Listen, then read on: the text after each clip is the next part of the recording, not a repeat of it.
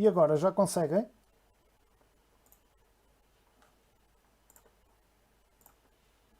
Boa noite. Agora já conseguem ver e ouvir?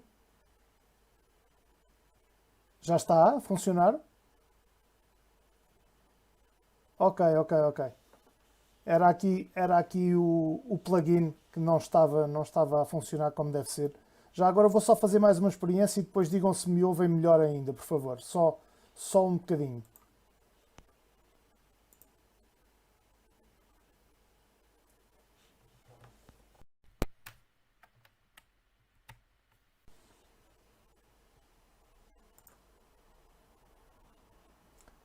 E agora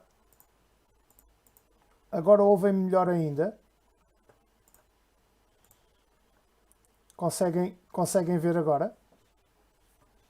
É, eu só estou mais preocupado com o som. Ok, ok. Pronto, então nesse caso vamos continuar e vamos falar um bocadinho então sobre hubs, switches e routers, que são basicamente dispositivos concentradores de rede. Hoje vamos voltar aqui ao YouTube. Pronto, isto tem uma vantagem que é os vídeos vão ficar disponíveis mais rapidamente para vocês. Um, o som, pronto, estava só preocupado, eu não consigo melhorar mais. Tem a ver com um plugin que ainda não foi atualizado aqui no XSplit, mas que eu só conseguirei atualizá-lo também amanhã, porque eu preciso da password de administração do meu colega de multimédia, porque não tenho essa password. Por isso é que eu estava a perguntar do som. Mas pronto, vamos seguir assim e vamos tentar fazer aqui o melhor possível. Como eu estava a dizer, vamos falar sobre hubs, switches e routers. Então, começamos precisamente pelo mais simples, que é o que está aí, uma rede com um hub no ecrã. Então, esse vídeo vai estar a passar na retaguarda e a ilustrar aquilo que eu vou falando e vai ser precisamente sobre esses dispositivos que vocês vão estar, aliás, a ver aí no vosso ecrã, que eu vou estar a falar. A imagem que é da minha câmara pequena. Ok, ok, ok. Eu posso aumentar o tamanho.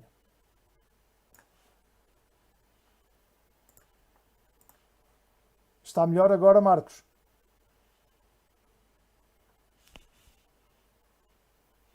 Ok, então vamos lá começar de uma vez por todas. O vídeo vai estar a passar, vai estar sempre em loop, fala das três coisas, está em inglês e eu vou depois desmistificando aqui as coisas em português e vou começar precisamente pelo Hub.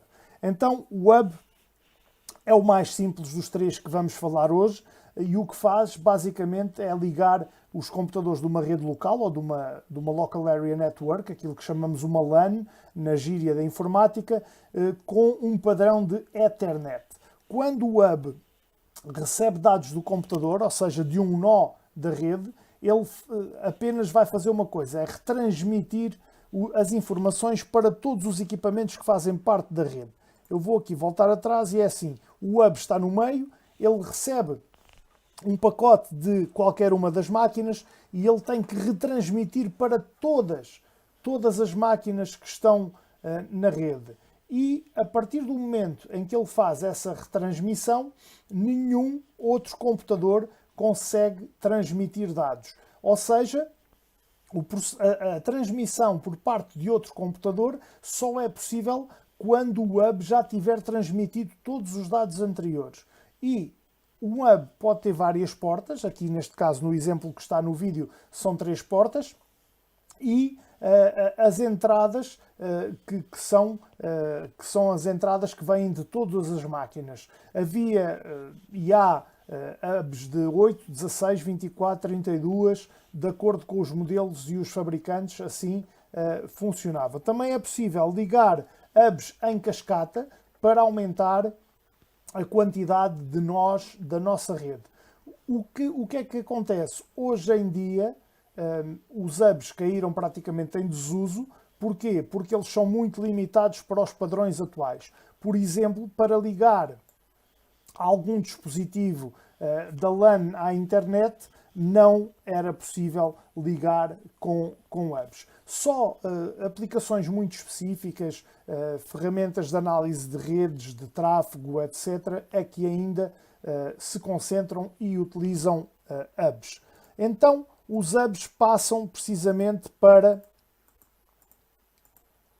os switches. E os switches são, ao fim e ao cabo, como diz aí no ecrã, os irmãos mais espertos dos hubs. Então, o switch, sendo uma versão mais sofisticada, mais evoluída do hub, também vai ligar computadores e outros dispositivos numa rede, mas criando canais de comunicação origem-destino dentro dessa rede. Isso significa que os dados saem do dispositivo de origem e são encaminhados pelo switch apenas para o dispositivo de destino, sendo que essas informações não têm de passar por todos os computadores da rede, tal e qual como o hub fazia. Então, está aqui na imagem, nós, do computador A para o computador B, aqui a tabela do switch tem cá a porta 1 e a porta 6, e os dados são transmitidos apenas de um para o outro, de origem para o destino, utilizando o quê? As interfaces com os seus MAC addresses, ou seja, o MAC address é o nível 2 do modelo OSI, e esse modelo 2, onde está contido o MAC address, é aquele que os switches vão usar, a menos que seja um switch inteligente, que é um switch que em determinados comportamentos é capaz de imitar o router e trabalhar no nível 3 do modelo OSI, na camada 3 do modelo OSI. Neste caso, os switches ditos, entre aspas, normais, são aqueles que trabalham na camada 2, no nível 2 do modelo OSI, e então é isto que aqui está, onde estão porta 1, porta 6, MAC address A, MAC address B, e ligam-se diretamente enviando os pacotes de uma máquina para a outra. Depois, se nós, o que é que podemos, eu vou parar a imagem para continuar aqui só a falar um bocadinho do switch e ele não saltar para o router. Uma rede mantida por um switch vai ter uma comunicação muito mais eficiente. Porquê? Porque ao contrário dos hubs, os switches não exigem que a rede fique parada, que os outros nós da rede fiquem parados, enquanto um dos nós transmite dados.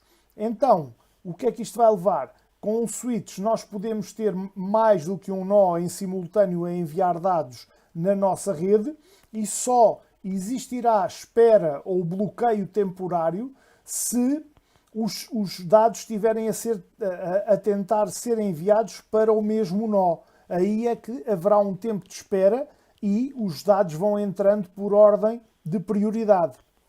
No modelo de origem e destino dos switches, o fluxo de dados vai ser otimizado e uma rede que assenta em switches está muito pouco suscetível a falhas de comunicação. Este tipo de equipamentos é muito bom para redes grandes, para redes muito grandes. Eu aqui não tenho paragens, eu estou a transmitir a 312 megas de upload e estou a ver a minha imagem sempre a andar. Ok. Como eu estava a dizer, inclusive é o meu CPU, eu comprei um computador de propósito só para fazer os webinars em YouTube. Eu comprei um Ryzen 9 com uma placa gráfica, uma GeForce com 6 GB de memória, precisamente para otimizar as transmissões. Ok, estou a ter um bom feedback, Vasco, provavelmente é da sua internet. Baixe um bocadinho a resolução do seu YouTube e se calhar fica bom. Como eu estava a dizer, as redes com switches ficam mais otimizadas e, no caso, podemos também usar switches com 8, 16, 24, 48 ou 96 portas, sendo que os mais é um Ferrari, sim senhor, Sendo que os mais usados hoje em dia são os de 48 e os de 24. Normalmente é os que encontramos mais nos bastidores de rede. Os switches normalmente podem ser geríveis ou não geríveis. O que é que isto significa? Por exemplo, os switches da Cisco são todos geríveis. São todos através de uma porta de consola ou através de uma porta mesmo também LAN, mas específica, ou de uma porta série também, podem ser acedidos através de uma consola de configuração.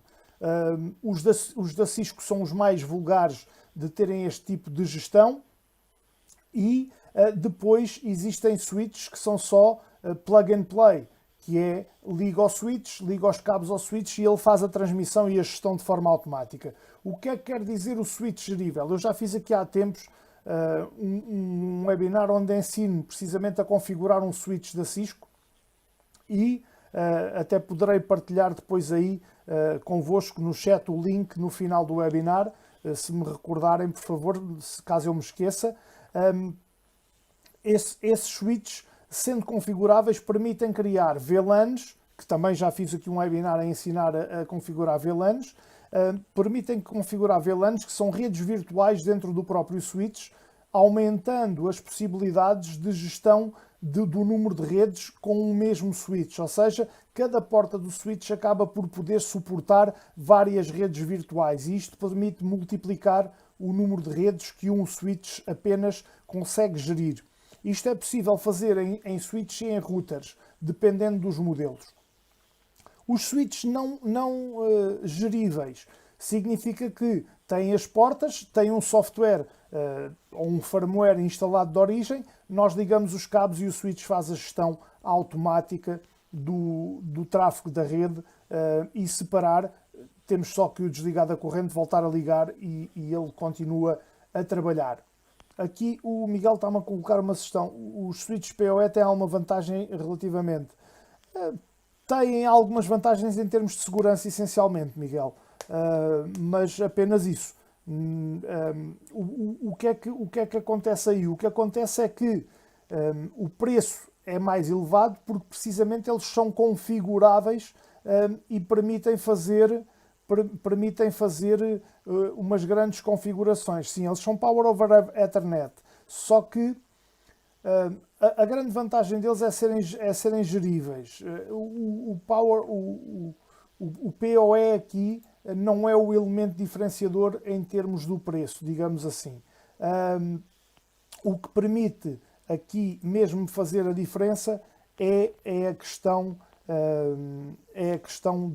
da gestão. Mas eu hoje não vou entrar muito pelos switches geríveis porque já tenho webinars feitos sobre isso e posso fazer novamente com todo o gosto e mostrar-vos como é que se faz essa configuração.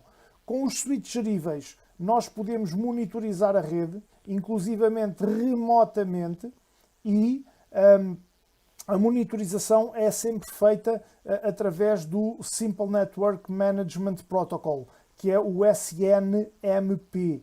Esse protocolo é específico para a monitorização do tráfego remotamente. Não tem problema nenhum. Posso marcar já para o mês que vem. Aliás, esta semana tenho que fazer a agenda do mês que vem.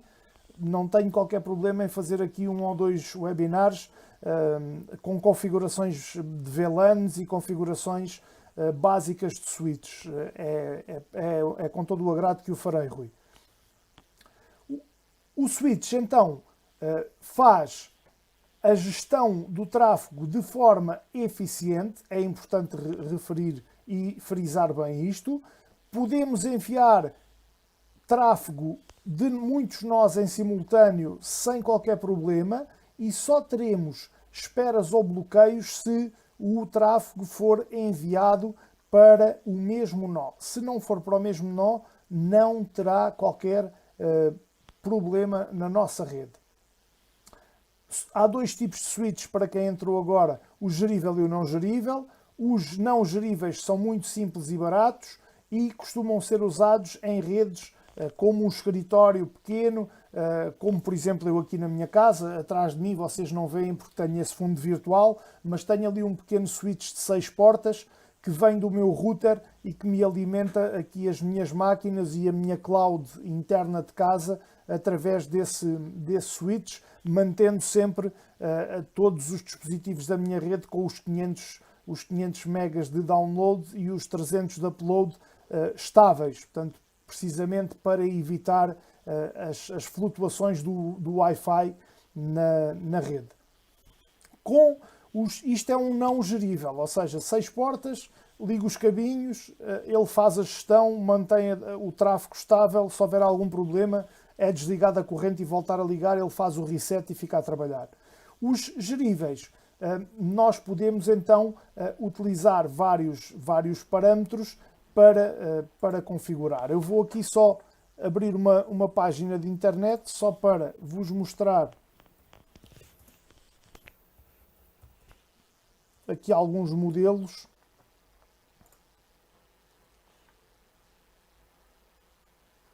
Aqui modelos da Cisco, em que vocês podem ver várias maneiras de os configurar em rack, etc. E se repararem, esta é pequena, vê se há aqui uma imagem maior. Esta já dá para ver. Estas portas aqui são portas de consola e atrás normalmente tem uma porta série que permite ligar o nosso computador diretamente ao switch e depois trabalhar numa CLI, que é uma linha de comandos, que nos vai permitir configurar através de comandos, desde os IPs das portas, as VLANs, os MAC addresses, consultar a tabela de MACs, consultar a tabela de IPs, etc. Tudo isso usando uma consola. Nós não faremos isto aqui, eu não farei isso no meu webinar com modelos reais, mas irei usar uma coisa que se chama o Cisco Packet Tracer, que é um simulador, como podem ver, é um simulador de rede que permite simular redes com routers, switches, internet, o que nós quisermos e fazer essa simulação. Então, pode ter um IP diferente de cada porta, pode ter VLANs diferentes, Nuno, pode ter todos esses parâmetros em termos de configuração. TP-Link ou D-Link são as gamas mais baratas, Miguel. São as gamas mais baratas da Cisco e pronto, não é bem a mesma coisa. Aqui é mesmo, estamos a falar dos topos. Os switches também podem servir como extensores de rede. Sim, também podem, sim. Também podem. O switch aqui, a função deles é gerir a rede de forma inteligente automaticamente. Depois, os que são geríveis podem gerir automaticamente, mas nós também podemos criar condicionantes para eles funcionarem. O Packet Tracer é um simulador de equipamentos Cisco, Nuno. É um programa de simulação de equipamentos Cisco, apenas, mais nada. Ok, é isso mesmo. Difere bastante. Deixem-me, tenham um pouco de paciência, eu garanto-vos que no início do mês que vem eu faço aqui 2 ou 3 webinars para vocês perceberem a diferença. Está bem, Miguel?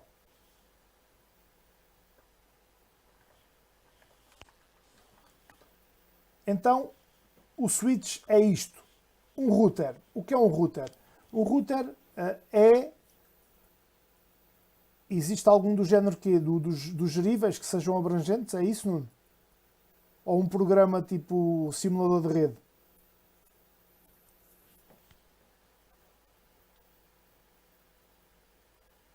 O Packet Tracer é mesmo só para Cisco. Se é essa a questão. Não há mais nada. Onde haver outras marcas, provavelmente, que tenham simuladores, mas eu normalmente só uso o Packet Tracer porque é muito completo. Sinceramente, não trabalhei com mais nenhum sem ser o Packet Tracer. Até mesmo nas minhas aulas na escola, quando utilizo o Packet Tracer porque também é o mercado mais procura e então é isso que eu faço. Quando quero, por exemplo, fazer D-Links, TP-Links, etc., utilizo mesmo o equipamento e faço com o próprio equipamento porque são configurações mais básicas, sendo que os switches D-Link e TP-Link normalmente nem são configuráveis, apenas os routers o são.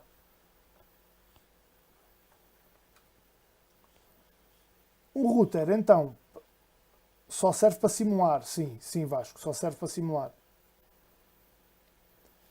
Passando então ao router. O router é um equipamento que tem a função básica de receber e direcionar pacotes de dados numa rede ou para outras redes. Ou seja, o router acaba por ser como os velhinhos polícia-sinaleiros no meio de um cruzamento. O tráfego vinha de vários pontos do cruzamento e o polícia-sinaleiro estava lá no centro do cruzamento a mandar parar uns, a mandar avançar outros, a mandar gerir o tráfego. O router é isso. O router é o polícia-sinaleiro das redes. Ou seja, ele é mais avançado que o switch, é inteligente, ao passo que o switch não é inteligente sem ser os switches de nível 3, que são muito caros, são coisas para 2.000 e tal, 3.000 euros. E, além de executar as funções de receber e direcionar pacotes, eles têm a capacidade de determinar o quê? Determinar qual é a melhor rota para um pacote de dados chegar ao seu destino. Ou seja, aqui está a grande diferença. O switch também encaminha, não é? Mas o router escolhe o melhor caminho. E esta é a grande vantagem do router em relação aos seus antecessores, hubs e switches. Em relação aos hubs são muitas mais, mas em relação aos switches, esta é a grande vantagem. Então, vamos pensar na nossa rede como uma cidade, por exemplo. Já que falámos do polícia-sinaleiro e dos cruzamentos. O que é que acontece? Cada router vai funcionar um bocado como o serviço de trânsito, que vai dizer aos pacotes na rua tal, ou no cruzamento tal, ou no semáforo tal, o trânsito está congestionado. Então não vão por aí, vão por outro caminho, que este caminho é mais rápido. Então isto é o quê? É evitar o congestionamento da rede. O router também faz isso. Ele vai escolher os melhores caminhos para cada pacote, dividir os pacotes por vários caminhos diferentes e ter a capacidade, porque tem uma tabela que se chama a tabela de encaminhamento ou de roteamento, se preferirmos o termo mais abrasileirado, a tabela de encaminhamento vai permitir que os pacotes saiam, os pacotes do mesmo fecheiro, saiam da origem, sejam partidos para vários caminhos diferentes e no seu destino se juntem novamente e formem outra vez o pacote. Isto também é uma vantagem que os routers conseguem fazer. Os routers são então indicados para ligar as várias redes umas às outras e também podem ser configurados com acesso a uma consola. Mesmo os routers caseiros também podem ser configurados e os routers mais evoluídos trazem ferramentas como firewall, DHCP, DNS, tabela de MACs também, controle por acesso de MACs e assim sucessivamente. Se eu agora mudar aqui a minha pesquisa de switch para router, vocês vão ver que em termos de imagem não difere muito uma coisa da outra, mas na realidade depois em termos de funcionamento os routers são muito mais completos do que os switches. Eu vou pôr aqui, depois já passaremos pelo vídeo, é aqui que eu quero, pronto, vou deixar esta parte do router a passar enquanto vocês vão vendo, vão ouvindo aquilo que eu vou dizendo. Então, nós precisamos dos routers para ligar o quê? Para ligar os motores de busca da internet ao nosso computador de casa, por exemplo. Eles vão ter a rede do nosso provider, que está aqui, os pacotes vão passar por várias redes, vão chegar ao motor de busca, o motor de busca vai fazer e vai devolver a busca para o nosso computador. Numa rede privada, o router vai dividir e escolher as melhores rotas para os computadores todos da rede privada, partindo da rede externa ou da rede interna. Depois também há routers que usam o NAT, o protocolo de tradução de endereços públicos para endereços privados e vice-versa, e também atribuem, respondendo ao Vasco, os IPs de forma automática usando o protocolo DHCP. O DHCP atribui IPs de forma automática. Então, o protocolo de internet tem, a nova versão do TCP tem estas camadas, sendo que antes o link e o physical eram a mesma camada, agora partiram aqui em duas, se bem que isto é uma questão de pormenor, porque não é. Na realidade, as camadas acabam por fazer quase a mesma coisa. Os dados entram em binário e depois vão subindo até chegar. Entram em binário, passam no MAC address, vão passar à camada rede mais acima, aqui hubs e switches. Depois, endereços de IP. Estamos a falar já da camada nível 3. Nível 3 é o quê? Já são os routers que entram aqui neste nível. Cá estão eles, Hub, Switch, Router. E depois seguem para o transporte e aplicação, que são as camadas mais próximas do software e que vão funcionar precisamente mais próximo também do utilizador. Não precisamos de comprar um hub hoje em dia, portanto esta parte do vídeo vou passar à frente. Porque é que podemos comprar um switch? Porque é mais barato que um router e podemos ainda ligar o switch a um router, sendo que podemos multiplicar as capacidades do router usando um switch. Ou seja, o que é que isto quer dizer? Quer dizer que eu ligando em pirâmide o meu router com vários switches, consigo distribuir as capacidades do meu router usando os vários switches como amplificadores, digamos assim, do tamanho da minha rede. O switch é mais, para redes internas, acaba por ser mais rápido do que o router. Porquê? Porque tem menos latência nas redes internas.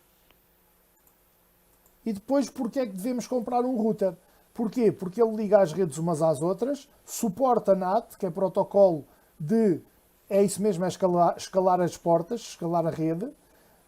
Suporta NAT, suporta DHCP, tem um servidor de DHCP, também tem normalmente já embutidas firewall, que também é muito importante e garante segurança. Não estava ali referido no vídeo, mas na realidade, eu vou pôr aqui no último ecrã, tem firewall, tem tabela de gestão de MAC addresses também para gerir acessos através de um MAC address específico e acaba por ter inúmeras vantagens sobre os outros modelos.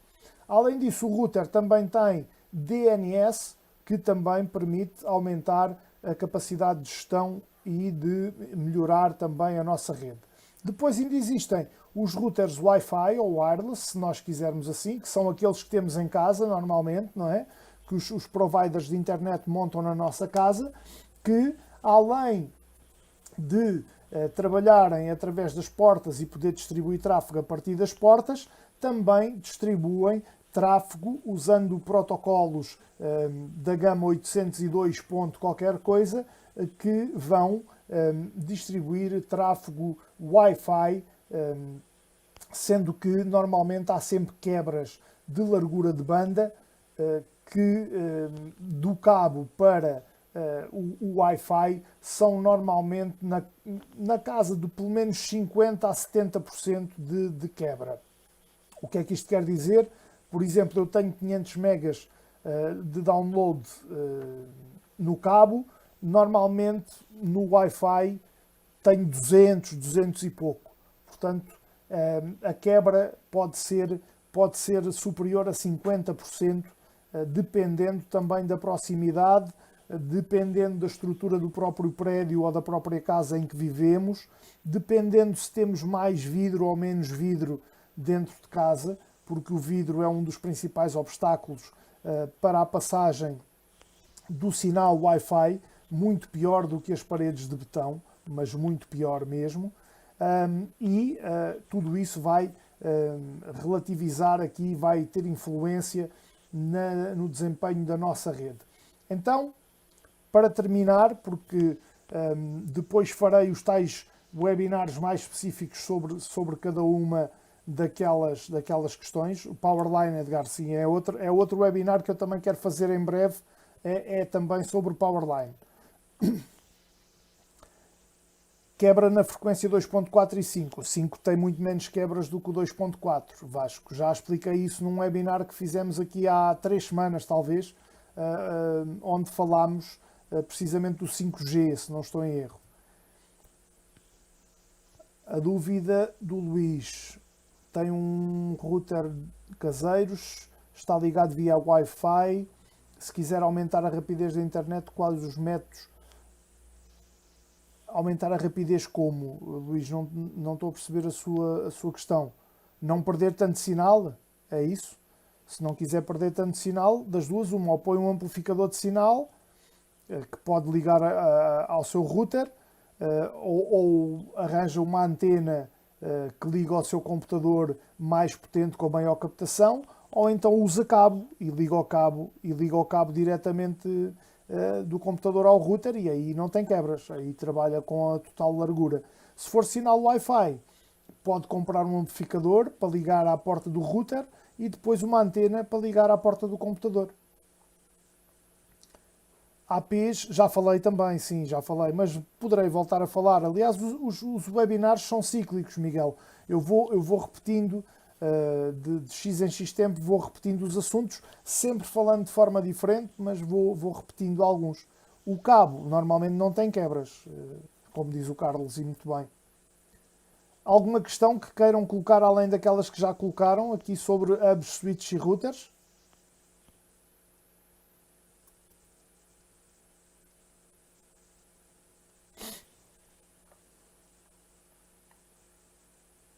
Epá, furar o teto é mau, Luís. Sim. Mas pode pôr uma amplificação de sinal, ou então pôr um AP, que é um Access Point, que vai captar o sinal do seu router e depois vai retransmiti-lo para o resto da sua casa, Luís. Eu na minha casa, pronto, a minha casa tem 2 pisos. E no primeiro piso, é um apartamento, mas tem 2 pisos. No primeiro piso tenho o router da Mel, que é o meu internet provider, que tinha menos sinal. Mas, não, switch tenho aqui no escritório, já vou explicar, é isso que eu ia explicar agora, a estrutura. Tenho o router lá em baixo e depois tenho a tubagem, não é, da TV cabo, que passa de um piso para o outro.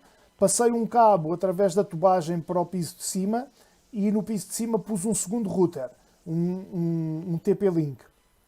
Esse segundo router alimenta aqui da minha sala de trabalho, alimenta um switch por cabo e depois o meu switch alimenta as minhas máquinas. Portanto, basicamente eu tenho aqui 2 routers e um switch. O Wi-Fi acaba por se retransmitir pela casa toda. Porquê? Porque no primeiro piso tenho o router da Mel que consegue chegar a todo o lado, melhor ou pior, e depois, como tenho o segundo router cá em cima, o segundo router criei uma segunda subrede, ou seja, em baixo tenho uma rede, por exemplo, 192.168.0, e depois em cima criei um 192.168.1 e são redes separadas, mas a propagação acaba por se fazer. É tudo ondas, exatamente, é tudo hertz, exatamente, por enquanto ainda é.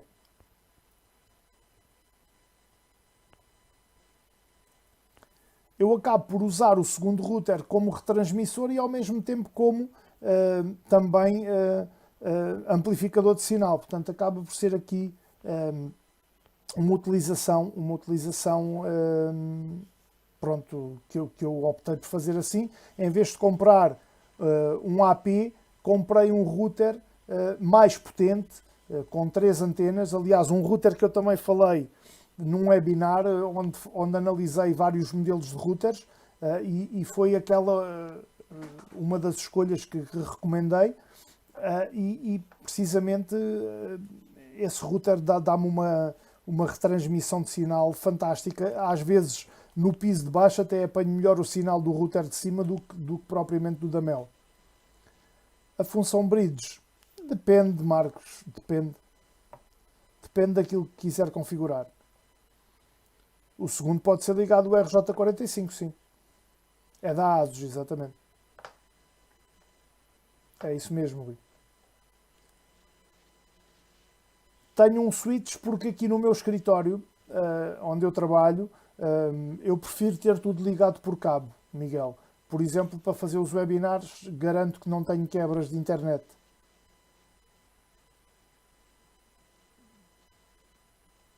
O cabo é sempre mais fiável que o Wi-Fi. São, sim senhor, são muito bons esses, Rui. Então, hubs, switch, routers, hubs estão praticamente em desuso. Switches são dispositivos fantásticos para redes internas.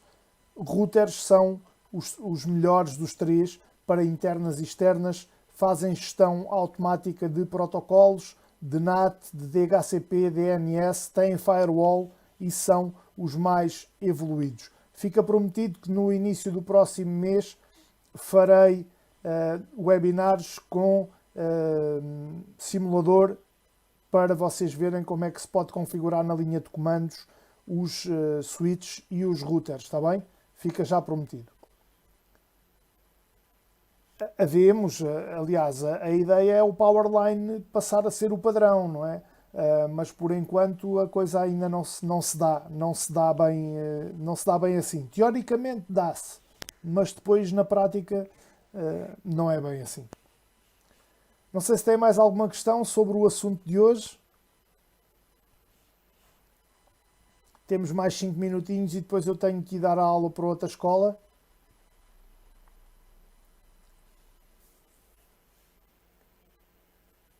Pela luz das lâmpadas? Não sei, não sei. Isso é um bocado powerline também, Luís. Vamos ver. Vamos ver o que é que o futuro nos trará.